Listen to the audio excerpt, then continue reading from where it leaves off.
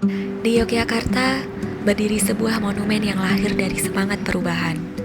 Museum Gerakan Perempuan Indonesia Mandala Bakti Wanita Tama.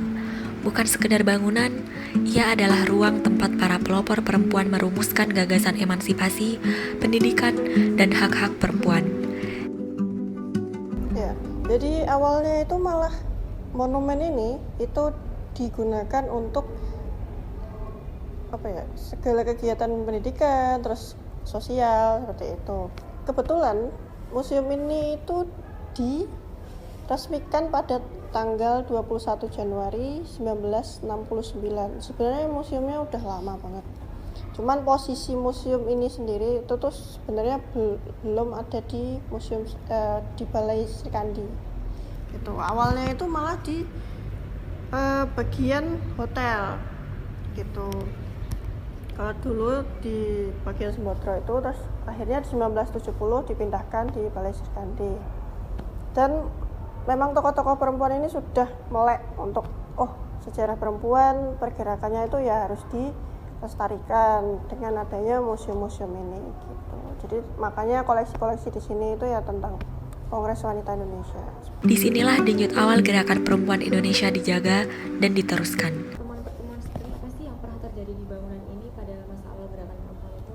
Ya, salah satunya itu ada pertemuan tentang Kongres Perwari. Kongres Perwari itu kebetulan organisasi ini lebih fokus ke penolakan poligami, praktek poligami seperti itu. Jadi selain poligami, pendidikan juga nomor 1 bagi organisasi perempuan.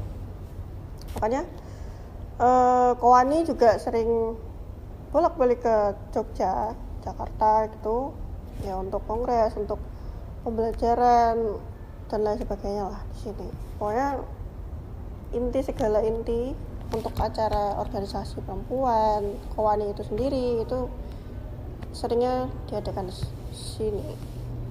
Salah satunya ada namanya Ibu Sri Maun Sarkoro. Beliau itu sebagai Ketua Kongres Wanita Indonesia yang ketiga di Bandung pada tahun 1952.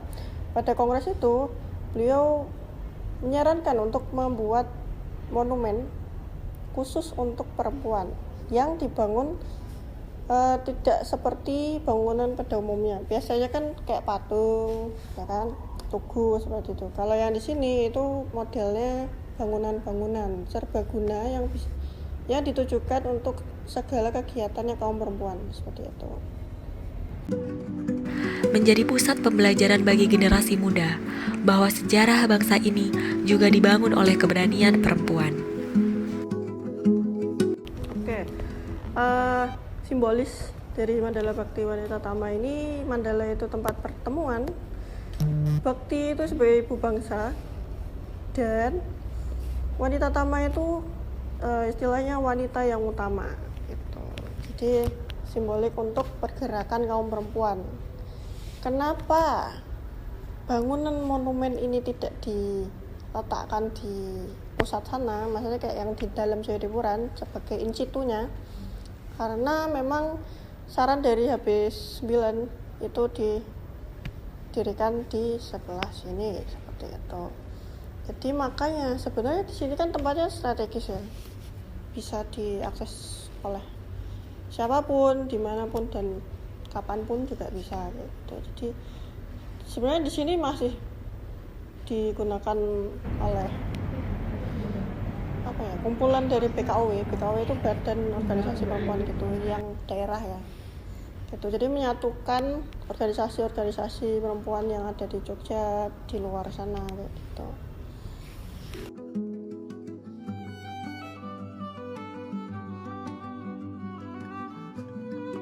Bisa nggak Mbak Arum menjelaskan apa yang kegunaan balai-balai ini? Bisa.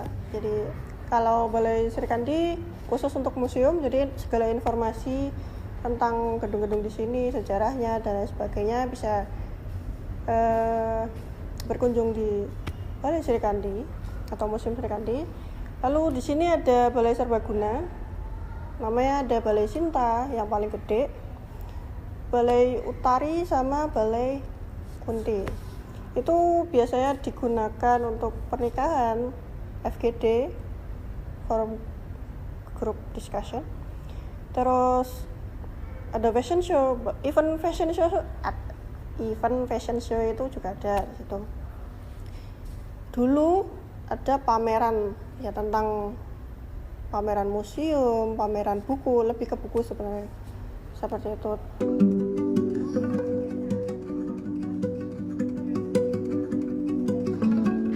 Empat ruang pameran di museum ini menyimpan kisah panjang perjuangan perempuan Indonesia.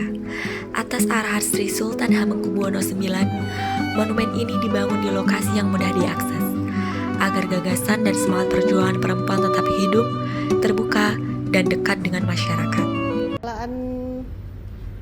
Khususnya di permusiuman ya, lumayan tertantang saya ini sebenarnya. Iya, karena saya sendiri. Jadi seringnya minta tolongnya ke anak magang kayak gitu. Kalau misalnya ada, kalau tidak ya berarti saya sendiri harus laksanakan itu semua. Paling tertantang itu memang untuk mengkonservasi atau merawat koleksi-koleksi di sini. Kadang itu ada yang rapuh, tiba-tiba nanti rusak. Padahal di sini itu kebetulan punya yayasan, jadi untuk mengeluarkan dana untuk perawatan yang profesional itu masih belum bisa seperti itu. Museum ini semakin maju, semakin berkembang, dan semoga mendapatkan akreditasi yang A ya, karena saya yakin museum ini itu punya potensi lebih gitu kan.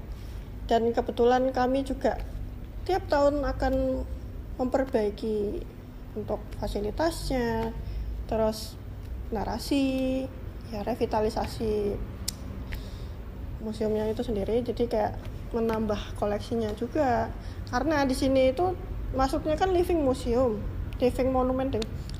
Jadi segala sesuatu yang terjadi, peristiwa-peristiwa sekarang ini, ya kami tetap ambil artefaknya kayak gitu. Untuk harapan kami, Museum Sri Kandi terus berkembang dan melangkah menuju akreditasi terbaik. Sebagai living museum, setiap peristiwa hari ini akan menjadi warisan bagi masa depan. Dan untuk generasi muda, datanglah, dengarkan cerita para perempuan pendahulu. Karena perempuan bukan sekedar pendamping sejarah, mereka adalah tokoh utama perjalanan bangsa.